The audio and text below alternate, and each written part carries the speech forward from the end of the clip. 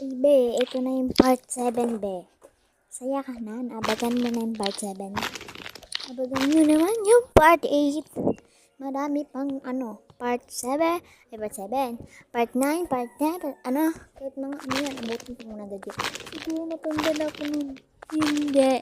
Wag naman sana. Matanda ka na, magro-roblox ka pa. Ano yun?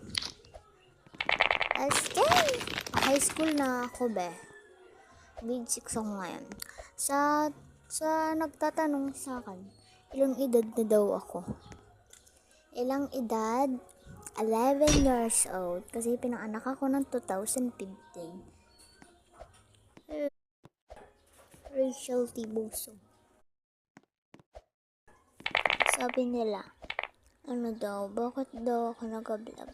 Wala lang, trip ko lang. Kasi gusto ko lang mag-vlog, be. Pakialam mo sa buhay ko, be. Mag-judge ka pa talaga sa buhay ko na buhay ko, hindi naman sa buhay. O, diba? Tama naman, diba, guys?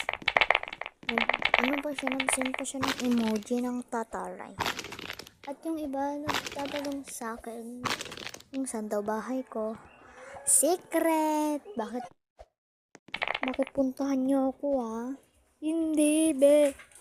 Bigyan ako bukas ng pinsan ko na Robux 100. Super swerte ka na. Uy, dapat ako nga magbibigay sa pinsan ko kasi ako ate niya, diba? Bakit ako? Talaga? Dapat ako nga nagbibigay sa pinsan ko. Sunod na lang, guys, kung mayaman na. At bibili ako mamaya lang. Ng be? Bibili ako ng be, mamaya ng squishy, be. Ng dumpling bar and strawberry squishy. Bibili ako ng mga squishy dumpling and bar and cheese strawberry. Yan. Parang ganyan yun, no? Okay. Okay.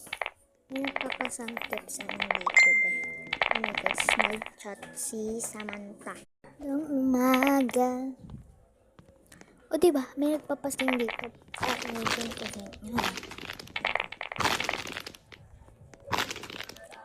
Tagayan.